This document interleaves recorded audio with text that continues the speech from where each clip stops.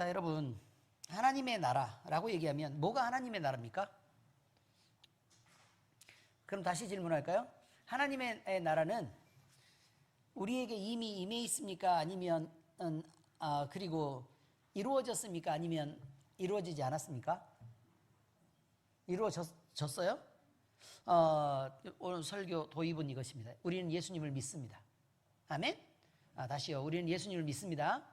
네, 그리고 우리 안에 이미 예수님이 찾아와서 우리의 왕으로도 계시고 또 우리의 주로도 계시고 이렇게 우리 마음의 중심에 자리하고 계심을 믿습니다. 그리고 우리는 늘 기도할 때마다 찬양할 때마다 우리 주님을 느낍니다. 그러면 우리는요, 하나님의 나라가 이미 이루어졌으니까, 우리 주님이 이미 찾아오셨으니까 당연히 마음이 평안하고 또 기쁘고 즐거우며 늘 행복해야 될 것이라고 당연히 기대합니다. 그런데요, 우리의 현실은 괴로움도 있고 또 때로 화도 나고 갈등도 있고 슬픔도 있고 그 다음에 그 외로움도 가시지 않아서 늘 다른 사람하고 부딪히는 가운데서 내가 끊임없이 인정받지 않으면 안 되는 그런 상황 속으로 내몰립니다. 다시 말하면 주님 한 분만으로 나는 만족해라고 내 얘기를 해놓고 찬양을 부르고 해놓고 나서도 우리는 주님으로만 만족하는 삶이 온전히 이어지느냐? 그럼 그렇지 않는다는 게 이상한 점입니다. 다시 이 결론으로 말씀드리면 하나님의 나라가 여기에 있고 이미 임해 있는데 왜 우리는 그 주님만으로 만족하지 못하게 될까라는 부분에 대한 의문이 생길 수밖에 없다는 것입니다. 이것은 하나님의 나라는 언제 도대체 우리 안에 이루어지는가? 다시 말하면 난 언제쯤 이 즐거움과 평안, 성경이 얘기한다는 이 만족을 도대체 언제쯤이나 누리면서 살 수 있을까? 아니면 그것이 대체 언제 이루어진다는 것인가? 라는 것에 대해서 갈등한다는 것입니다. 다시 말하면요, 이미 임한 하나님의 나라와 아직 이루어지지 않은 하나님의 나라, 다시 말하면 이미와 아직에 대한 것을 오늘 배우고 이해하게 된다면, 또 이것을 삶에 적용한다면 살아가면서 느끼는 온갖 감정에 대한 적어도 이루어지든 말든 이해는 좀 할 수 있을 것이다 라는 시각에서 오늘 말씀이 준비된 것입니다. 정리는 다 되셨습니까? 네. 자, 성경 말씀을 봅니다. 근데 오늘 본문 말씀은 이것입니다. 그러므로 너의 선한 것이 비방을 받지 않게 하라. 하나님의 나라는 먹는 것과 마시는 것이 아니요 오직 성령 안에 있는 의와 희락이라. 이로써 그리스도를 섬기는 자는 하나님을 기쁘시게 하며 사람에게도 칭찬을 받느니라 라는 말씀을 드렸습니다. 자, 그런데요, 제목은 이것입니다. 나의 자유가 주어졌는데 하나님의 나라가 임했으면 나는 자유합니다. 그렇죠? 자유합니다. 그런데 내 자유가 남의 양심을 다치게 해도 괜찮은가? 그럼 안 된다고 말합니다. 그러니까 우리는 내 마음대로 하면 돼요? 안 돼요? 안 되죠. 내 마음대로 그러면 하는 거예요? 안 하는 거예요? 다시요. 그냥 단계가 있습니다. 여기 내가 하는 것이 지금 여기 있다 그 말이에요. 그러면 자, 여기는 부딪혀서 못했던 거예요, 내 마음대로. 그런데 자유를 얻었어요. 그럼 이걸 넘어갈 수 있는 이제 실력이 생긴 거예요. 그런 자격이 생겼다 그 말이에요. 그런데 자, 넘어갈 수 있어요. 내 자유가 생겼는데 내가 넘어가다 보니까 얘를 밟고 넘어가야 되는 거예요. 이해되셨습니까? 내 자유를 실현하기 위해서는요, 다른 사람을 밟고 넘어가야 되는 상황이 생긴 거라고요. 그러면 이거는 밟고 넘어가는 자유도 있고, 밟고 넘어가기 때문에 이 사람이 아플까봐 안 넘어가는 자유도 있다는 거예요. 그러면 결과는 안 넘어가는 것에 대한 결과인데, 이건 못 넘어가서 안 넘어가는 것이냐, 아니면 넘어갈 수 있는데 안 넘어가 주는 것이냐라는 것에 자유에 대한 선택이 있는 것이다. 이런 표현을 하는 것입니다. 어렵습니까? 신희정 사모님만 이해 못해요? 우리 교회는 다 신희정 사모님은 먼저 이해하고 그 다음에 1번, 2번 순서를 정하는 걸로 알고 있는데, 맞죠? 자, 바로 그것입니다. 여러분, 사도 바울이요, 로마 교회에 이런 편지를 썼어요. 편지를 썼는데 성도들이 교회 안에서 교제를 하고 있는 거예요. 그 교제를 하고 있다 보니까 뭘 하는 거냐면 음식을 먹는 것에 대한 문제가 대두가 된 것입니다. 그런데 그 과정에서요, 아니 문제는 성도들이 음식을 먹는데 이 우상에게 제사한 음식을 갖다가 교회 안에 막 가져와서 막 먹는 거예요. 그러면 어떤 문제가 생긴 거냐면, 그럼 먹느냐 마느냐의 문제가 지금 현재 생긴 거예요. 그런데 어떤 사람들은 마음의 가책이 돼서 저 귀신한테 제사 지는 것을, 저런 걸, 저 더러운 걸 어떻게 먹어, 우리는 그거 부정하니까 못 먹는다 라는 사람이 있었고, 야씨 우리가 예수 믿었는데 예수님을 벌써 믿고 있는데 그거 저게 뭐 무슨 우상 제사를 지냈든 말든 먹는 게 우리가 무슨 상관이냐, 저런 거 우리가 마음대로 먹어도 돼 라는 자유를 주장했던 사람들이 있었다는 거예요. 그런데 그러면 주로 마음의 가책이 돼서 못 먹었던 사람들은요, 그때 당시 신앙이 엄청 좋다고 자신들이 자부했던 유대인 성도들이었다는 거예요. 유대인 성도들이었다. 그런데 헬라 사람들은 예수님을 믿고 나니까 자기들은 뭐 원래 뭐 제사 음식 같은 거 더러운 거 뭐 신경도 안 쓰고 살던 사람이니까, 원래 먹던 사람들이니까 그냥 와서 아니 하나님이 깨끗하게 하셨는데 우리가 뭘 더럽다 그러냐, 그냥 먹자. 그래서 또 먹는 거예요. 의미 이해하셨죠? 그럼 누가 더 믿음이 좋은 거예요? 누가 더 믿음이 좋은 거예요? 다시요. 제사 음식을 놓고 저거는 하나님 앞에 부정한 것이니까 우리는 못 먹겠다. 내가 이게 1번 유대교 유대 그리스도인들, 자 그다음에 헬라 그리스도인들은 뭐냐면, 야 그게 무슨 상관이 있어, 하나님이 거룩하게 하셨는데 그냥 먹으면 되지 라고 얘기했던 사람들이 있다는 거예요. 그럼 이게 2번. 자 1번이 더 신앙이 좋은 건가요? 2번이 더 신앙이 좋은 걸까요? 그래 알았어. 거수로 가요. 거수 됐죠? 둘 중에 하나는 들어야 돼요. 둘 중에 하나는 들어야 돼요. 아니면 두 개를 다 들든지, 두 개 다 들어도 돼요. 자 누가 낫다예요? 누가 낫다 아니고 더 믿음이 좋다. 자 1번이 믿음이 좋다. 우리 죄인은 목 만진 거지? 그지? 이렇게 한 거지, 그지? 든 거 아니고. 자 2번이 믿음이 좋다. 이정진 권사님 왜 안 들어요? 두가 똑같아요? 성경은 2번이라고 말해요. 성경은 누구라고 얘기한다고요? 2번이라고 말해요. 그런데 그래서 1번에게 2번이 어떻게 된다고요? 양보해야 된다고 말해요. 이해하셨습니까? 만약에 양보 안 하면 이정진 권사님이 맞아요. 두 놈이 똑같다 해요. 아시겠습니까? 양보를 하면 얘가 낫고, 그 다음에 양보를 못하면 둘 다 똑같아. 예, 그렇게 지금 성경이 얘기하고 있는 것입니다. 제가 질문하면 항상 함정이 있을 것이다라고 생각하죠? 꼭 그런 사람만은 아닙니다. 꼭 그렇지만은 않습니다. 어쨌든 자유롭게 이게 대답하고 이렇게 할 수 있는 부분이 있었으면 좋겠습니다. 여러분은 자유자니까요. 예수 그리스도 안에서. 아멘. 네, 여러분 율법적인 신앙을 가진 사람들은 얼마나 괴로웠겠습니까? 그죠? 그러니까 먹어야 된다고 말을 하는데 마음으로 감정으로 저게 부정하게 느껴지니 얼마나 힘이 들었겠냐 그 말이에요. 근데 그것마저도 기다려줘야 된다는 거예요. 언제까지? 자기의 자유함이 거리낌이 되지 않을 때까지 기다려줘야 된다 그 말이죠. 자, 그런데 못 기다리고 계속해서 막 비난하고 이렇게 하면 마음의 상처를 입고 오히려 더 힘들어질 가능성이 있다. 이런 의미였습니다.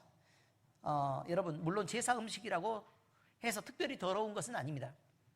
그런데 여기는 제사 음식이요, 제사 음식이라고 더러운 건 아니다. 왜냐하면 우상에게 제사한 게 뭐가 더럽냐라고 얘기하는데 있어서 성경적인 근거가 있습니다. 그 근거를 먼저 말씀드리겠습니다. 첫 번째, 성경은 태초부터 영원히 단 한 분 하나님만이 오직 유일한 살아계신 신이라고 선언합니다. 하나님만 신이고 나머지는 아무것도 아니라고 말해요. 이 말씀은 하나님 자신의 권위로부터 선포된 최고 권위의 말씀입니다. 그러니까 하나님이 말씀하셨는데 하나님 외에는 다른 신이 없다 이거예요. 자, 이사야서 44장 6절입니다. 시작. 이스라엘의 왕인 여호와, 이스라엘의 구원자인 만군의 여호와가 이같이 말하노라. 나는 처음이요 나는 마지막이라. 나 외에 다른 신이 없느니라.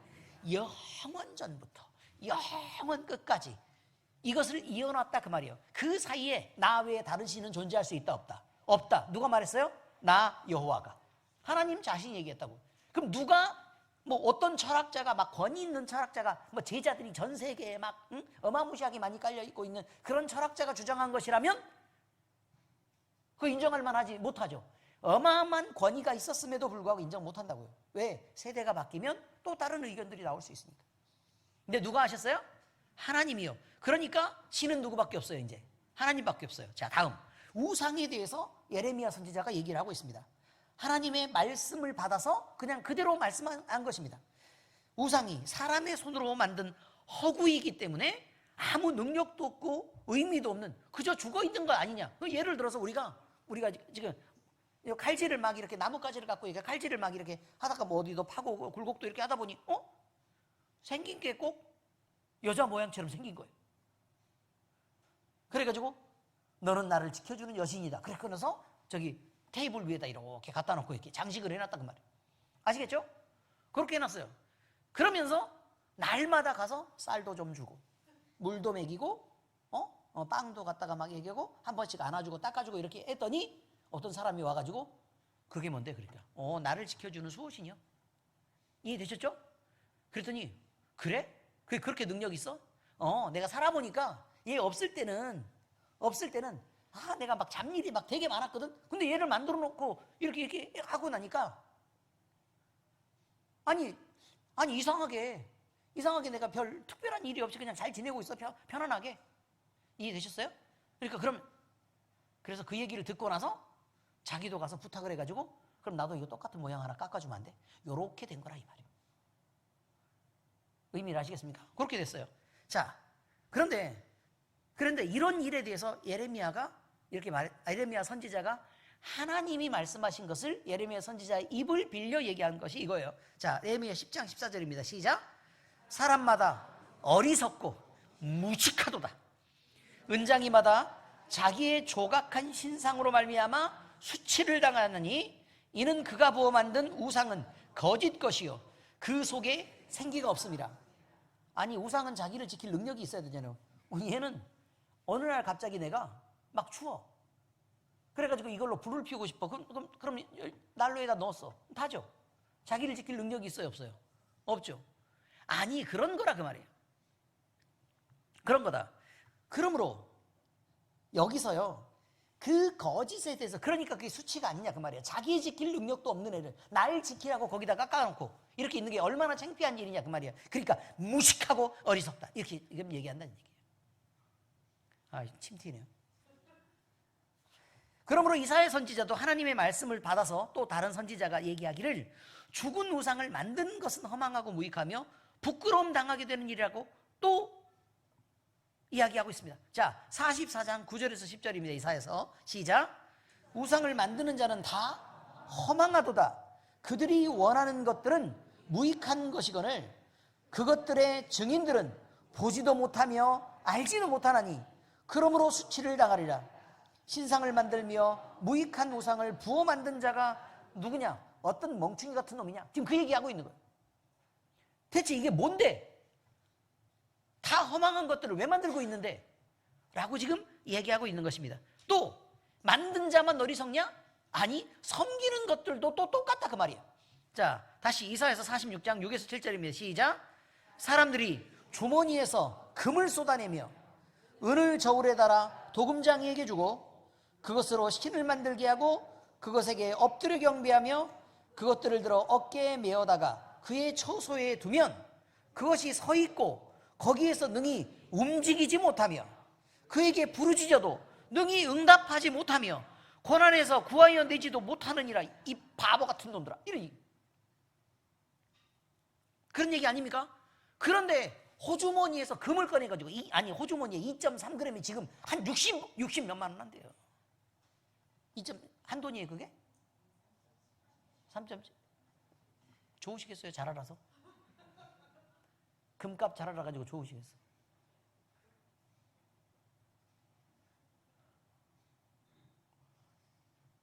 아무튼 이 반지 한 개에 요즘에 금으로 된 것은요 기본 50이 넘어간답니다. 기본 50이 이렇게 비싼 그거를 갖다가 호주머니에 꺼내가지고 이걸로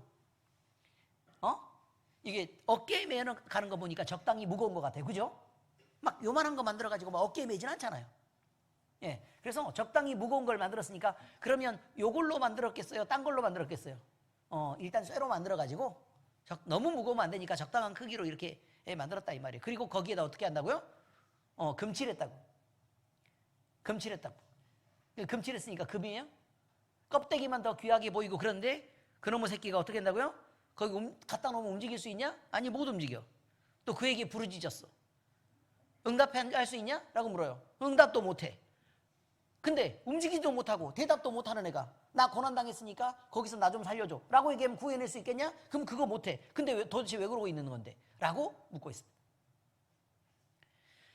그러므로 선지자 사무엘은 우상이 헛된 것이므로 그것을 따르지 말라고 권면합니다. 자, 사무엘상 12장 21절입니다. 시작.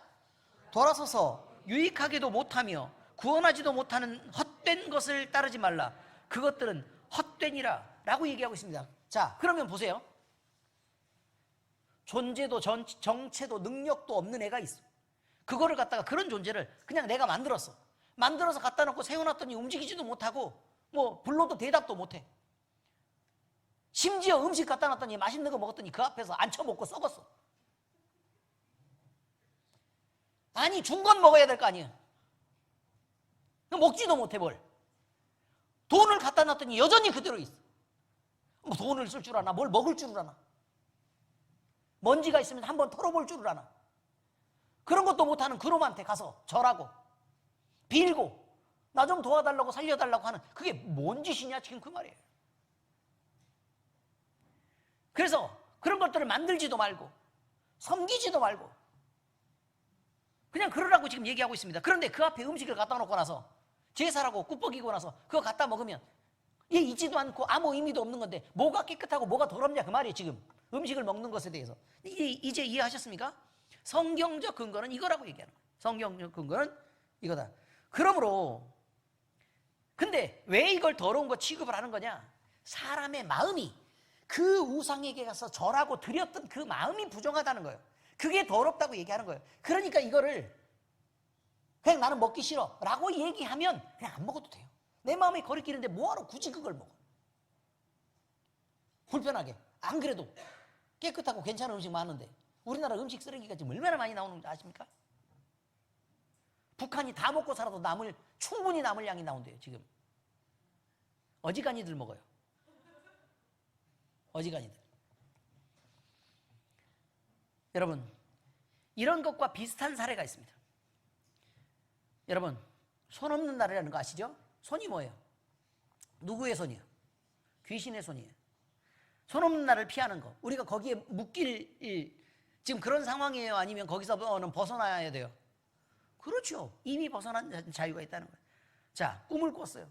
그럼 꿈 때문에 밖에도 나가지 못하고 발발발발 떨고 있어야 돼요? 아니죠.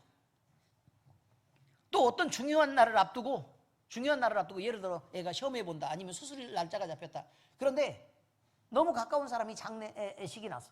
그럼 장례에 간대. 전화를 해주는 거죠. 나 이런 중요한 일이 있으니까 그걸 앞두고 내가 장례에 갈 수가 없다. 그래서 미안하다. 그럴 필요 없어요, 여러분. 가도 돼요. 그게 못 돼서. 우상이 그런 존재인데 거기에 내 마음이 거기에 묶여 있다. 그러면 아직 우상의 틀을 못 벗어난 거예요. 그냥 못 벗어난 거예요. 여전히 귀신의 손아귀 아래에 있는 거라고. 어떤 의미인지 아시겠습니까? 그래서 힘이 드는 거예요. 그래서 괴로움이 되고. 이런 비슷한 사례들이 있다는 거예요. 성경은 이런 일에 대해서 얼마든지 그리스도인의 완전한 자유를 선포합니다. 로마서 8장 31절 시작. 그런즉 이 일에 대하여 우리가 무슨 말하리요? 만일 하나님이 우리를 위하시면 누가 우리를 대적하시오? 여러분은 혼자 있는 게 아니라고 얘기하는 거예요. 왜 자유롭냐? 하나님이 너를 지키시지 않냐? 우상은 이미 죽었어. 그런데 귀신들이 막 그 흉내를 내가지고 막 너를 괴롭히려 하고 죽이려고 해. 그런데 누가 지킨다고요? 하나님이 지키지 않냐는 거예요. 하나님이. 아니 귀신은 무서워하면서 하나님은 두려워할 줄 모르는 이 세상의 그리스도인들을 향해서 지금 그렇게 말하고 있는 거예요. 얼마나 창피하고 부끄럽냐고 말이에요. 하나님은 영원 전부터 영원 끝까지 쭉 오직 유일한 하나님이시라는 거예요. 능력의 하나님. 그것도 전지전능하다. 모든 걸 알고 모든 능력이 하나님으로부터 나온다. 지금 이렇게 얘기하고 있는 거 아닙니까? 여러분, 우리가 강한 이유는 우리 자신 때문이 아닙니다. 하나님 때문입니다. 하나님이 우리를 지키신다는 거예요. 우리가 그리스도인이라면 우리는 하나님의 이미 소유가 되었고 그의 자녀입니다. 하나님의 자녀를 감히 어떤 놈의 새끼들이 이렇게 목사님이 고운 말들을 써라 그래요. 귀신이에요. 그건 아시겠죠? 사람한테 하는 얘기 아니고 어떤 사탄마귀의 영향력이 우리에게 미칠 수 있고 우리를 다치게 할 수 있겠습니다. 그런데요, 읽고 넘어가겠습니다. 요한일서 4장 4절입니다. 시작. 자녀들아, 너희는 하나님께 속하였고 또 그들을 이기었나니 이는 너희 안에 계시니가 세상에 있는 자보다 크심이라. 그런데 우리가 그 크신 주님을 못 잡고 그 능력의 주님께 의지하지 못하고 주님으로부터 살짝 빠져나와요. 주님으로부터 살짝 빠져나와서 두려움과 괴로움, 하나님 없는 세상에서 살고 싶어 한다는 거예요. 왜냐하면 우리 육신이 죄의 즐거움을 기뻐하기 때문에 하나님이 없어야 편하거든.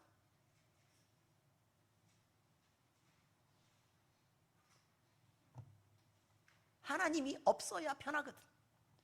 그래야 좀 예배로 나오라 그러는데 좀 늦잠도 잘 수 있고, 그 다음에 하나님을 섬기라고 얘기하는데 안 하면서 뒤로 좀 삐질삐질 빠질 수도 있고, 내 몸의 육신을 위해서 좀 내가 미워하는 사람 욕도 좀 할 수 있고, 마음 편하게. 마음이 편하진 않죠. 사실 불편하지. 뒤에 가서 흉을 좀 볼 수도 있고. 왜? 하나님을 빼고 나니까 되더란 얘기예요. 그게 나를 위한 이기적인 선택을 얼마든지 할 수 있고, 세상 나가서 즐거움과 죄에 따라서 나는 살 수 있더라 그 말이에요. 왜? 누구 빼면? 하나님 빼면 그럴 수 있더라 그 말이에요. 그래서 우리를 지키시고 우리를 사랑하시는 그 하나님을 외면하고 밀어내는 그 일을 내가 하고 있으니까. 그래서 그것이 괴로움이 되고 그것이 슬픔이 되고 고난과 고통으로 찾아오더라. 감정만 하나님 앞에 드리고요, 우리의 인격을 하나님 앞에 드리지 않는 것에 대한 결과가 이렇더라 라고 지금 성경이 얘기합니다. 얼마나 당당한 존재이며 얼마나 불쌍한 선택을 한 존재입니까? 바울은 이런 정경적 근거 아래서 자유와 절제를 사용하도록 권면하고 있습니다. 자유는 절제할 수 있는 자유가 진짜 자유다. 무조건 하는 것은 그건 자유 아니다. 자유를 줄 때 그 자유가, 자유란 뜻이 뭡니까? 해도 되고 안 해도 되는 걸 내가 선택하는 걸 자유라고 얘기하는 거예요. 무조건 해. 그럼 뭐예요? 강요죠. 무슨 말인지 아시겠습니까? 무조건 해는 뭐라고요? 강요예요. 무조건 밟고 넘어가. 이건 강요란 말이에요. 자유는 어떤 거라고요? 할 것과 말 것을 내가 결정할 수 있는 걸 자유라고 얘기해요. 바로 이런 것입니다. 그런데 교회 안에서 사소한 일들로 불화를 일으킬 수 있고 또 내 마음의 갈등을 만드는 여러 상황들이 주어졌을 때 내가 선택의 기회가 있다면, 그러면 할 것인가 말 것인가를 여러분의 양심에 따라 하나님이 주신 자유와 즐거움으로 선택할 수 있어야 된다는 것입니다. 남의 양심을 다치게 하면서 내가 누리는 자유는, 그것은 내 자유를 지나치게 방임하는 것입니다. 우리는 자유할 수 있지만 자유를 과시하지 말고 그리스도인의 조화와 화평을 위해 서로를 존중하고 이해함으로 교회 공동체의 화합을 위해서, 그리고 하나님의 영광을 위해서 지혜로운 처신을 하라라고 지금 성경은 강조하고 있다는 것입니다. 이제 두 번째 이야기입니다. 그런데 우리가 하려고 해보니까 되느냔 말이죠. 돼요? 잘 안 돼요? 잘 안 되죠. 저는 진짜 충격받았어요. 우는 거 아닙니다.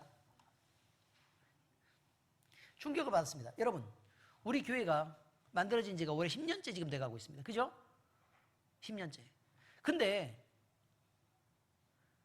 어떤 목사님이요, 와서 자기 간증을 하는 거예요. 자기 간증을 하는데 교회 개척을 했는데 아무도 없더라는 거예요. 아무도 없다. 그래서 하나님이 기도를 막 열심히 막 기도를 막 이렇게 했더니 뭐라고 얘기를 하냐면 한 명만 전도해라. 그래서 그 한 명을 열심히 가르쳐라 라고 말씀하셨대요. 그랬더니 진짜 하나님이 막 전도를 죽어라고 이렇게 1년 내내 전도하니까 한 명 전도했다는 거예요.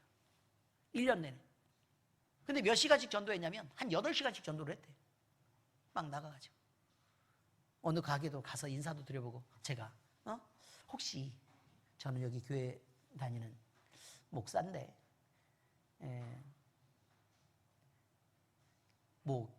제가 성도들이 별로 없어서 그러는데 전 쭉 이렇게 기도만 합니다.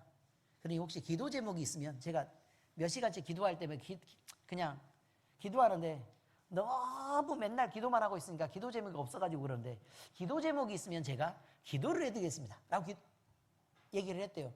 뭐 며칠 가다 보니까 기도해 준다니까 좋다고 또 기도를 해달라고 얘기하는 사람들이 있더란 말입니다. 한 10집 가면 한 집 정도 나온대요. 그래서 기도를 열심히 했대요. 막 그러면서 했더니 1년에 한 명을 전도할 수 있게 됐답니다. 할렐루야, 박수. 그래서 또 기도를 했답니다. 한 명을 열심히, 이제 한 명 놓고 이제 예배를 드리는 거예요. 사모님하고 둘이서 이제 2명, 성도 2, 목사님 1. 자, 그래서 한 명 전도를 했는데 또 열심히 기도를 하니까 하나님이 또 이 한 명을 열심히 가르치고, 너 같은 전도하도록 헌신하는 훌륭한 그리스도인을 만들어라 라고 해서, 그러면서 그리고 또 한 명을 전도해라 이렇게 얘기했대요. 그래서 열심히 기도하면서 한 명을 또 전도도 하고, 또 맨날 가서 찾아가서 성경 열심히 가르치고 그래가지고, 그랬더니 목사님만한 열심을 가진 한 명이 만들어졌다는 거예요. 한 명이 만들어졌다. 그래서 그 다음 해가 됐더니 이제 2년이 지났더니 몇 명이 만들어졌냐면 교인이 2명이 된 것입니다.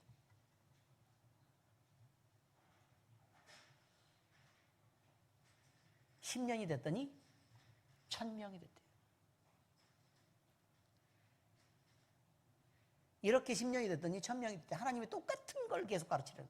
자, 1년 한 명이 몇 명 됐어요? 2명. 2배씩 늘어나는 거예요. 2년 됐어요. 그러면 이분도 함께 가르치는 거예요. 2년 됐으면 몇 명 돼요? 4명. 3년 8명. 8명. 6명 아니에요. 2명 더 하는 거 아니에요, 지금? 8명. 4년이면 몇 명이에요? 16명. 5년은요? 32명. 6년이면요? 64명. 7년이면? 128명. 8년이면요? 256명. 9년이면요? 512명. 10년이면요? 1024명. 그런데 1500명 됐대.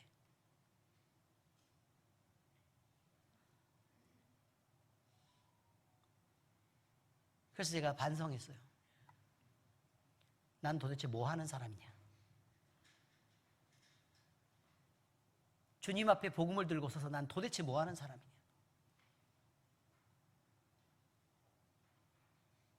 교회 건물이나 짓고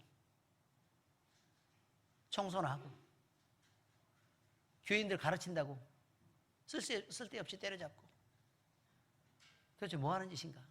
목사가 도대체 뭐 하는 사람인가? 정말 부끄럽기 이를 데 없었습니다. 세상에 그 많은 사람이 죽어가는데 여러분은 전도를 몇 명씩 하십니까? 1년 내내 기도하고 딱 한 명만 하면 되는데 그 일을 안 한다는 거예요. 그러면서 당당하게 다 앉아가지고 잘 믿은 그리스도인 양 다 그렇게 그 겉모습을 그렇게 두고 있다는 거예요. 또 충격받은 일이 있습니다. 오셔서 그러더라고요. 목자가 혼자 양을 칩니까? 아니면 개 몇 마리 데리고 칩니까? 이러더라고요. 여러분, 목자가 양을 혼자 칩니까? 개 몇 마리 데리고 칩니까? 개 몇 마리 데리고 치죠. 왜요? 거기까지 언제 가? 그래 안 그래요? 쇠배도 몇 마리 데리고 치는 거 아닙니까? 그 다음에 뭐 양치기 개, 그게 뭐예요? 뭐 있는데? 승현아 뭐라고? 웰시코기가 그런다고? 그거 말고 색깔 하얗고 까맣고 이렇게 점 있는 거. 그래 보더콜리지. 웰시코기가 이게 다리가 이만한데 걔 나 닮았는데 무슨 대도 않는 소리래. 가다가 돌에 걸린다고. 웰시코기는 웰시코기 여기서 많이 들어봤는데 이승민 집산에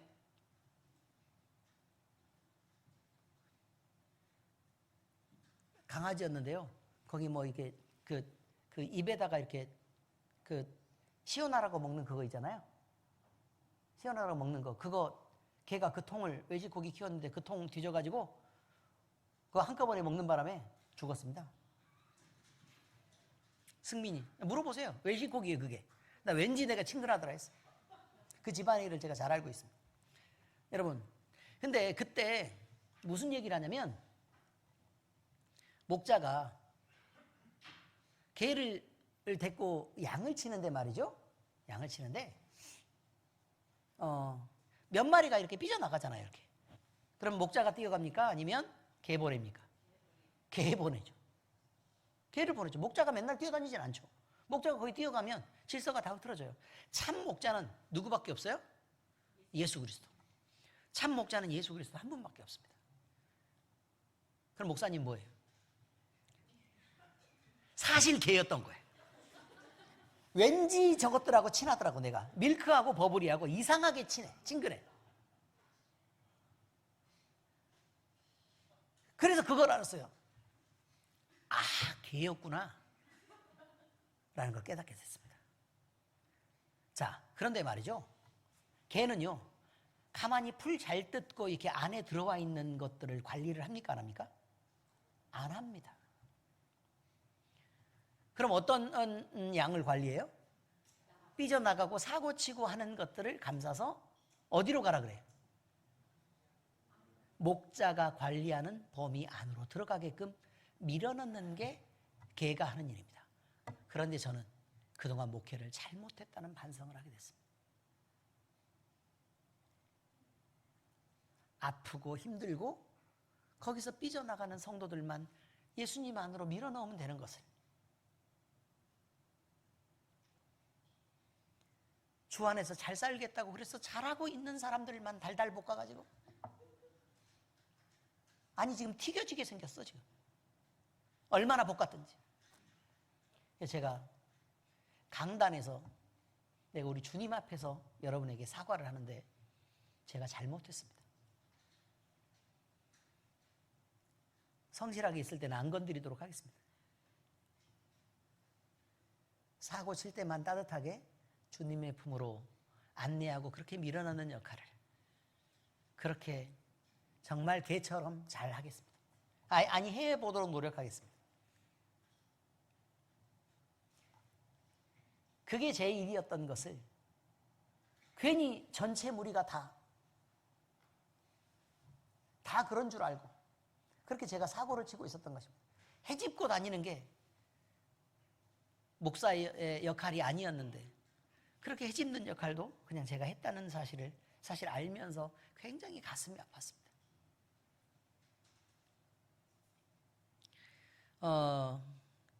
여러분, 왜 이런 일들이 자꾸 벌어질까? 그리고 또 있어요. 내가 우리 교인들을 너무 못 믿고 있구나 라는 생각을 사실 하게 됐습니다.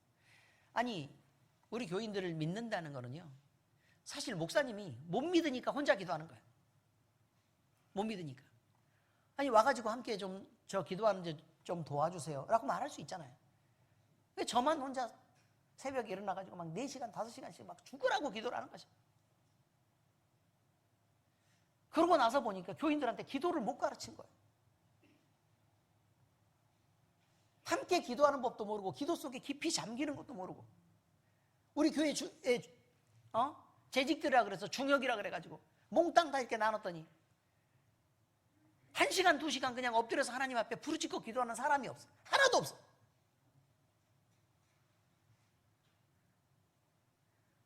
내가 주님을 못 만나게 한 것 아닌가 하는 거예요. 나 혼자 잘난 척하고. 그거 아닙니다, 여러분.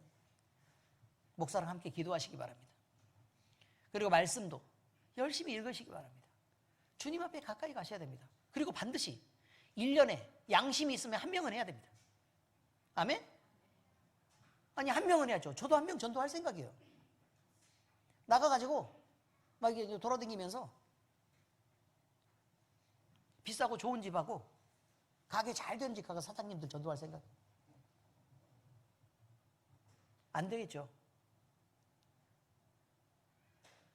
마음이 상한, 그리고 여리고 또 도움이 필요하신 분들이 사실 많이 있습니다. 그러니 여러분 1년에 전도를 하려고 그러면 태신자를 마음에 품고 끊임없이 기도해야 됩니다. 1년 내내 기도로 쌓는 거예요.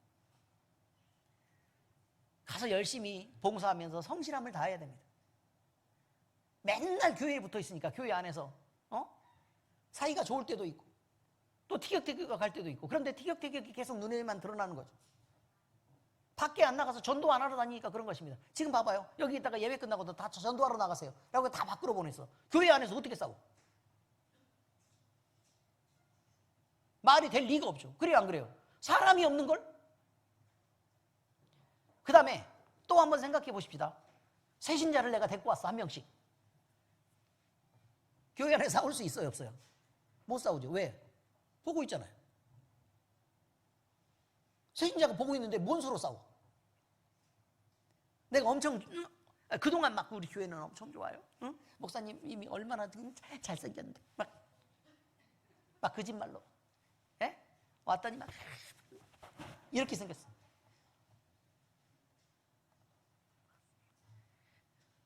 그리고 막 우리 교회 성도들은 막 요리도 잘하고 얼마나 다들 친한지 몰라요. 이런 교회 와서 이런 교회 주님이 계신 걸 알고 또 주님을 섬겨봐야 되지 않겠어요? 이렇게 얘기한다 그 말이에요. 근데 왔는데 막 으르렁대고 막 그럼 돼요, 안 돼요? 안 되죠. 안 된다니까요. 안 돼요. 그럼 왜 교회 안에서 문제가 생길까? 전도 안 해서 그러는 거예요. 문제는 교회 안에서 해결을 하는 게 아니라 교회 안에 문제가 있으면 무조건 밖으로 나가는 거라고.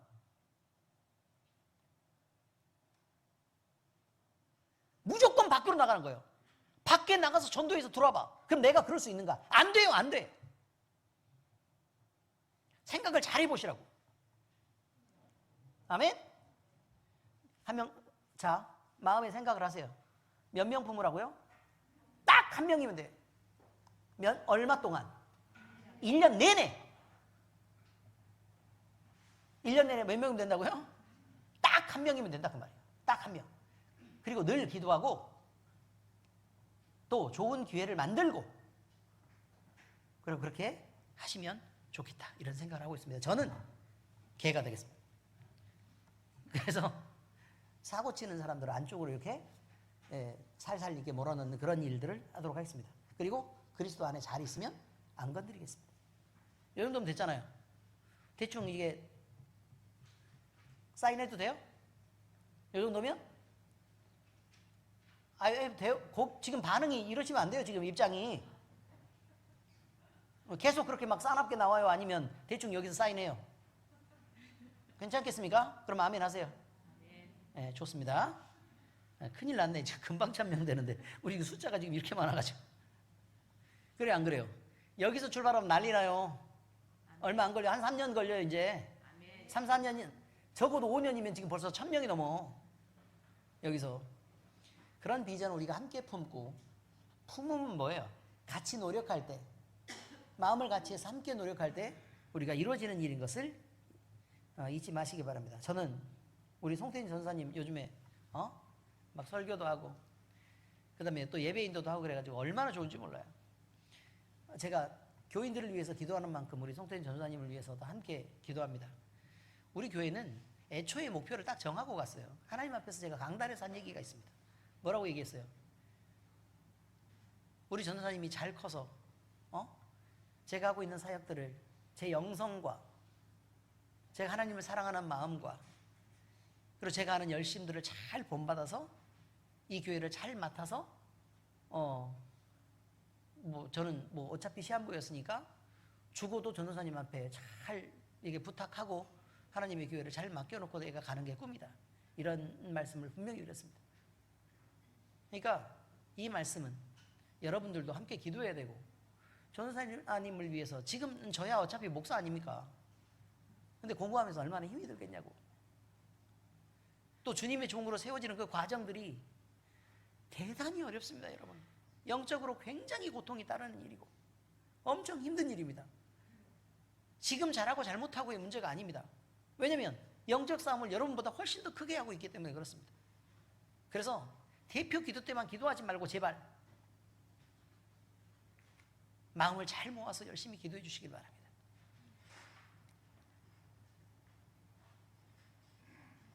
자, 그런데 이런 많은 일들이 말이에요.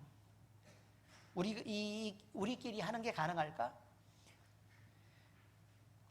분명히 성경은 얘기하고 있습니다. 우리는 불가능하다. 성령의 도우심을 구하고 그분께 의지하고 기대는 일이다. 그래야만 가능한 일이 된다 라고 얘기했습니다. 그런데 맨날 우리가 하잖아요. 그래서 안 되는 거예요. 우리가 하니까 안 되는 거예요. 성령 하나님이 인도하시는 그 길을, 아니 회복된 사람들에 대한 수많은 사람들의 회복된 사람들을 불러놓고 물어보세요. 당신이 어떻게 하니까 그렇게 됐냐? 아니 주님이 은혜 주셔서 그렇게 되더라. 나는 자꾸 사고를 쳤는데 하나님의 은혜로 주님이 이끄시니까 이런 회복까지 가까이 왔더라 라고 고백하면서 감격하는 거 아닙니까, 여러분? 내가 선택하고 결정한 일들이 얼마나 무모하고 이상한 일이었는지 우리가 나중에서야 알게 되는 것입니다. 하나님이 우리를 붙잡고 계십니다. 아멘? 그렇습니다, 여러분. 조금 약하게 붙잡으시나 봐요. 아멘 소리를 보니까. 다시요. 하나님이 우리를 붙잡고 계십니다. 아멘? 그렇습니다, 여러분. 하나님이 우리를 붙잡고 계십니다. 가만히 보면 나만 뜨거워. 열나서 그런가 봐요. 뇌가 다쳐가지고. 여러분, 바로 이것입니다. 우리는 많은 상황에서 선택을 할 수 있습니다. 그죠? 끊임없이 선택의 기회가 주어집니다. 그런데 그 선택이라고 얘기하는 건 우리가 어떤 계산을 놓고 선택하느냐가 중요합니다. 어떤 계산을 놓고 선택하느냐. 자, 중요한 선택이 있습니다. 나는 누구랑 결혼할까? 중요해요, 안 중요해요? 중요합니다. 나는 어느 대학에 갈까? 중요합니다. 중요합니다. 자, 사업을 해야 되는데 나는 어떤 아이템으로 사업을 할까? 중요합니까? 중요합니다. 누구랑 만나서 거래를 해야 되는데 닥치는 대로 아무나 만나가지고 막 이렇게 동업하고 그런 거 아니지 않습니까? 그죠? 그죠? 그러니까 어떤 사람과 함께 일을 하면서 내가 그 세상에서의 사업을 이렇게 펼쳐나갈까? 중요합니까? 안 중요합니까? 중요합니다. 어느 회사를 들어갈까? 중요해요? 안 중요해요? 중요합니다. 여러분, 이런 중요한 선택이 있습니다. 그런데요, 세상에 살다 보면 이런 중요한 선택만 하진 않습니다. 사소한 선택을 합니다. 아주 사소하게. 그리고 그런 중요한 선택들은 내가 선택을 잘못하면 삶의 방향이 완전히 달라지는 방향으로 갑니다. 그 모든 선택들 중에서 가장 중요한 건 내가 예수님을 믿을까 말까, 그리스도인으로 내가 작정하고 살아낼까 말까를 선택하는 것입니다. 그런데 이상하게 내가 믿을까 말까는 쉽게 결정이 돼요. 그런데 그리스도인으로 살아낼까는 아주 작은 단위로 쪼개야 됩니다. 왜요? 삶의 모든 순간에 선택 속에 그것이 들어있어야 되기 때문에 그렇습니다. 그래서 자, 선택이 있습니다.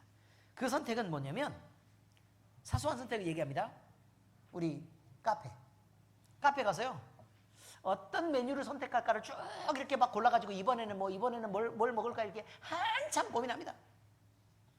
빨리빨리 해줬으면 좋겠는데 사람은 막 몰려오고 있는데 선택을 하라는데 한 1분 동안 가만히 서서 그냥 이렇게 메뉴 쳐다보면서 뭐 선택을 못하는 사람이 있어요. 그래서 나중에 보니까 저는 아이스 아메리카노. 또 죽여버리고 싶습니다. 마진은 많이 남나요? 아이스 아메리카노? 괜찮답니다. 그럼 그거 하시기 바랍니다. 아니, 내 그렇게 아이스 아메리카노 먹을 거면 뭐하러 그렇게까지 고민을 하고 있냐고요. 근데 내가 아이스 아메리카노 시켰는데 아씨 따뜻한 걸 시킬 걸 라는 고민이, 아니 그런 생각이 들 때가 있어요 없어요? 있지요. 이런 변덕쟁이들. 그런데 사실 마시고 나면 그렇게 뭐 대단히 후회가 되지 않습니다. 시간이 한 시간쯤 지나가지고 카페에서 나왔는데요, 내가 아이스 아메리카노를 먹었는지 따뜻한 아메리카노를 먹었는지 아무 상관이 없습니다. 그렇지 않습니까? 중국집에 갑니다. 짜장면과 짬뽕이 있는데 고민을 엄청 하다가 아이씨 오늘은 그래 짜장이라고 선택했습니다. 맞죠? 네, 맞습니다. 그런데 먹는 걸 보니까 아니 짬뽕이 해물도 잔뜩 들어있고 이렇게 푸짐하게 나올 줄 어떻게 알았겠습니까? 옆 사람 보니까 아니 이상하게 오늘은 짬뽕이었어야 되는데 라는 생각이 들어요 안 들어요? 들지요. 근데 그걸 먹고 나오면 똑같다는 것입니다. 대단한 후회가 들지 않아요. 그래요 안 그래요? 그렇죠. 다음에 한 번 더 먹으면 되지 뭐. 그냥 이렇습니다. 자, 어느 미용사가 있습니다. 미용사가 있는데 저놈의 자동차를 어떻게 합니까? 자, 어느 미용사가 있는데요, 실수를 했습니다. 쭉 이렇게 보다가 자 다음 손님이요, 다음 손님이요 이렇게 해서 왔는데 다음 손님이요, 그런데 이 사람이 와서 앉았어요. 열심히 깎았습니다. 한 20분 걸렸는데 어떤 사람이 와가지고 화를 내면서 내가 잘라야 되는데 이 사람이 저보다 늦게 왔어요 라고 얘기해요. 아니 다음 손님이요 그랬는데 와서 자기가 앉았잖아요. 그럼 미용사 입장에 실수했어요 안 했어요? 실수했죠. 그럼 어떻게 하면 돼요? 사과하고 막 승질 내면 아이 참, 그러면 과자도 주고 이거 커피도 주고 이렇게 하면서 더 잘해드릴게요, 예쁘게 잘라드릴게요 라고 하면 돼요. 그렇죠. 옷을 수선하러 왔어요. 월요일날 오후 3시까지 다 고쳐놓기로 했단 말이에요. 근데 딴 일 막 이렇게 하다가 뭐 옷 아래로 막 접혀가지고 들어가가지고 이 옷을 수선을 못했네, 바지단을. 그죠? 근데 찾아왔어요. 그러면 어떡하죠? 옷을 찾아보니까 옷이 수선이 안 돼 있네? 그럼 또 승질 내요 안 내요? 거기서 입구에 서서 승질 내죠. 반드시 승질 내게 돼 있습니다.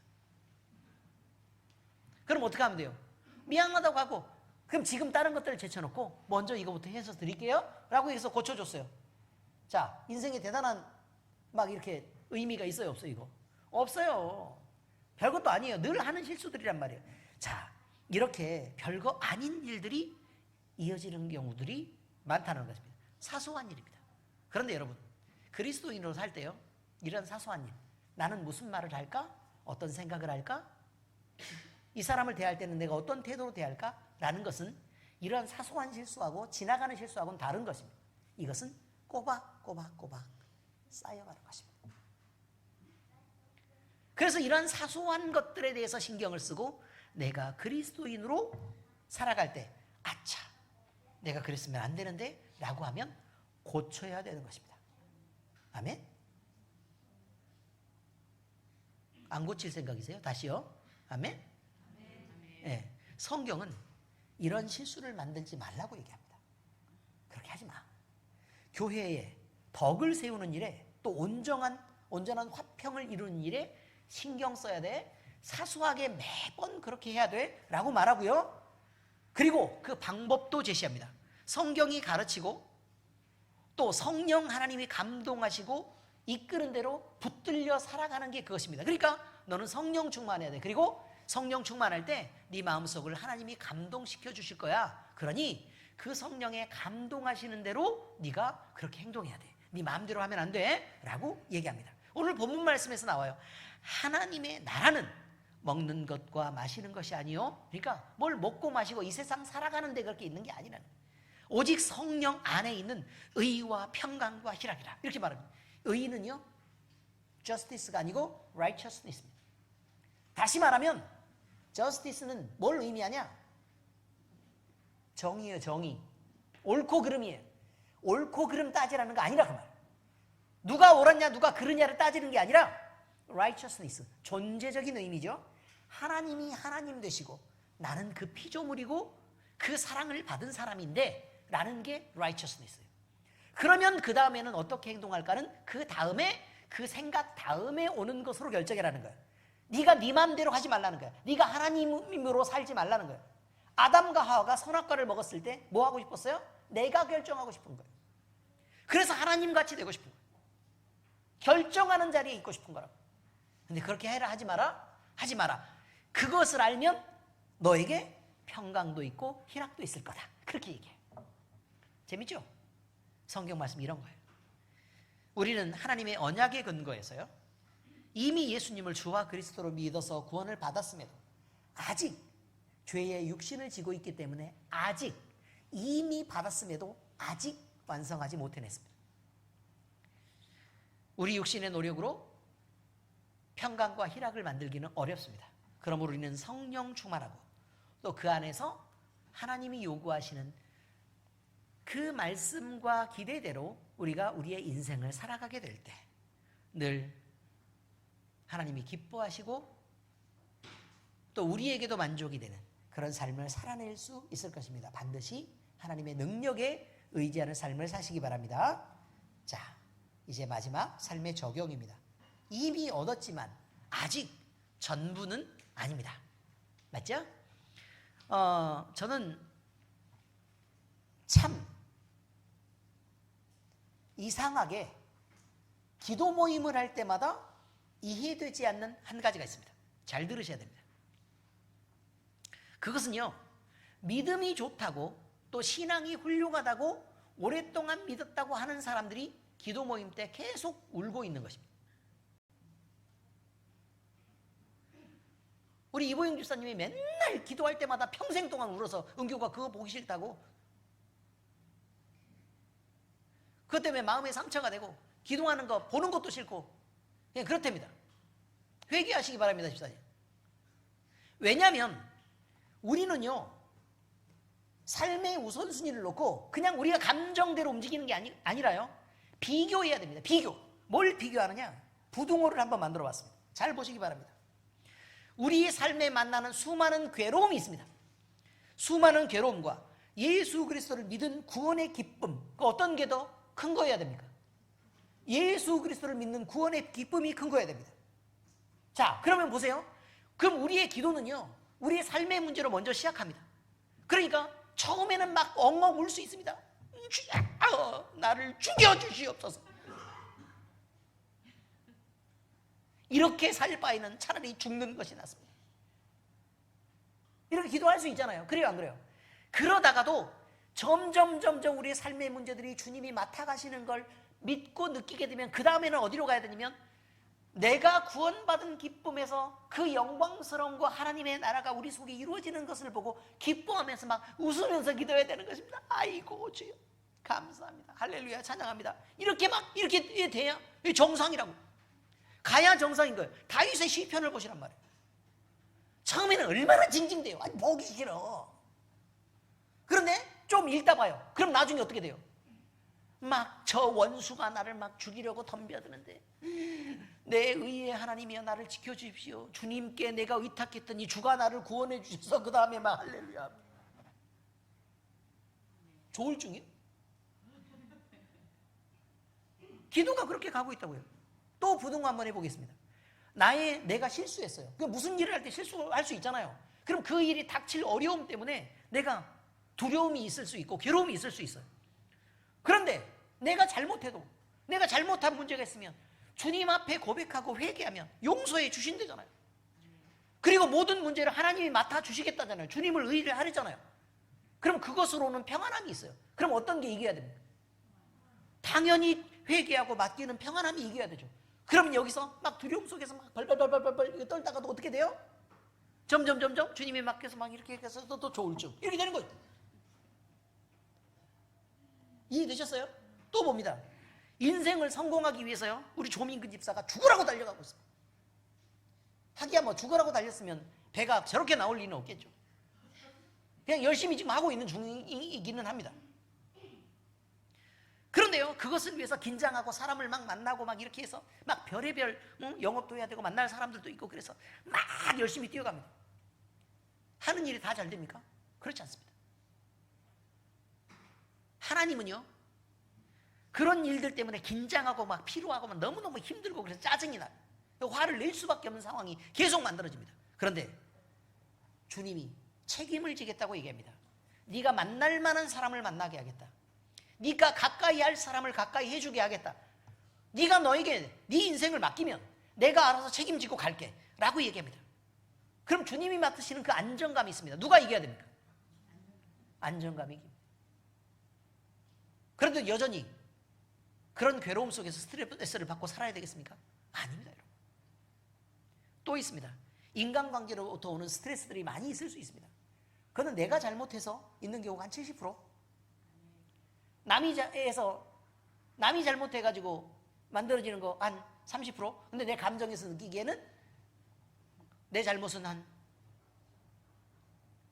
5에서 한 10%, 남이 잘못한 거는 한 적게 잡아도 한 90 정도 되죠.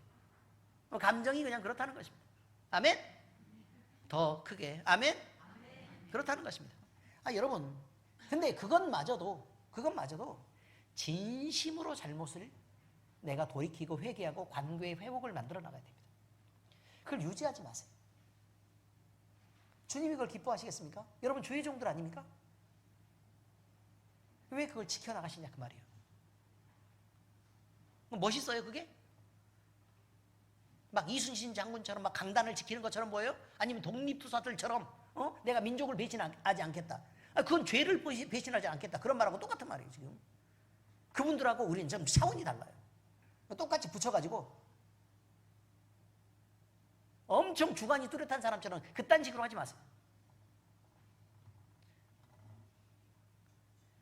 그런데요, 우리가 성령 충만해지면 그냥 잘못했다고 쉽게 말할 수 있습니다. 쉽게 말할 수 있습니다. 내 자존심 사실 대단히 높지 않습니다. 보세요, 강단에 와가지고 내가 생각해보니까 아이씨 목사가 잘못했더라. 그래서 내가 여러분한테 미안하다 그러잖아요. 미안해요 사실. 뭐 그래서 어쩌시려고. 목사가 실수도 할 수도 있고 그렇지 않습니까? 내가 그걸 끝까지 고집하겠다는 것도 아니고 미안하겠다는데 왜 대체 용서를 못하냐 그 말이에요. 해요? 고마워요. 감사합니다. 딴 분들은요, 강요하는 거 아닙니다. 주님 말씀에 그렇게 하라고 얘기했다고 말씀하는 것입니다. 강요는 아니고. 아시겠죠? 자, 그러면 우리가 기도는 우리 오늘 눈물로 자 이렇게 시작합니다. 그런데 나중에는 어떻게 해야 돼요? 주님이 만난 기쁨과 환희로 끝내야 되는 게 우리의 기도고 예배고 우리의 삶이어야 되지 않겠습니까? 그래야 마지막이 기쁘죠. 그러니 이보영 집사님 크게 회개하시기 바랍니다. 눈물로 시작해도 반드시 뭘로 끝나야 돼요? 주님을 만나는 기쁨으로 벅차서 끝나는 기도. 그러면 만약에 여전히 막 한참 울었어. 그러다가 이제 기도를 끝냈어. 덜한 거예요. 아직 눈물로 시작했어요. 어디로 끝나야 돼요? 기쁨으로. 그런데 나는 막 몇 시간 기도한 것 같은데 여기서 요만큼 왔다 그 말이에요. 아직. 그러면 요만큼을 더 하셔야 돼. 우리는 기도가 부족해요. 더 하시라고. 자, 다시. 여전히 괴로움 속에서 이렇게 있는데 마음 복잡하고 막 잡념만 들고 해결이 안 되는 우리 김용국 집사님 말이에요. 어디까지밖에 안 온 거예요? 여기까지밖에 안 온 거예요. 내가 기쁨과 즐거움 속까지 못 온 거예요. 못 온 거. 제가 잘못했다고 말씀드린 건 뭐냐면 여러분에게 내가 혼자 막 기도해가지고 여러분을 위해서 막 기도해 준다고 이렇게 하니까 여러분들이 스스로 기도해가지고 하나님을 기쁨으로 만날 수 있는 여기까지 가는 것을 연습시키지 못했다고 지금 하는 것입니다. 제 잘못이에요. 목사가 그러면 안 되죠. 주님 앞에 가게 해야죠. 왜 지가 붙들고 그러고 있냐고.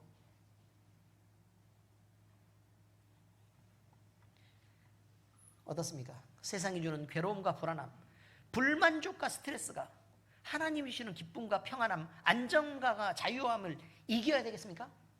만약에 그걸 못 이기면 우리는 끝까지 울어야 됩니다. 고통 속에서 부르짖고 슬퍼 애통하면서 피눈물을 흘리는 것입니다. 그리고 맨날 스트레스 속에 그렇게 살면서 내 몸도 망치고 마음도 망치고 정신도 망치고 영도 망치는 것입니다. 그런데 하나님이 우리에게 주신 구원의 기쁨이 세상의 것들보다 크고 강력해서 우리의 인생을 그 기쁨이 지배하게 된다면, 그리고 우리 주님이 우리 모든 것을 책임져 주시는 인생을 사는 다 잡게 당당하게 그렇게 살아갈 수 있는 그 자유함을 우리가 누리면서 살고 된다면, 우리는 울고 있는 그 자리에서 벗어나 웃고 기뻐하는 자리로 움직일 수 있게 될 것입니다.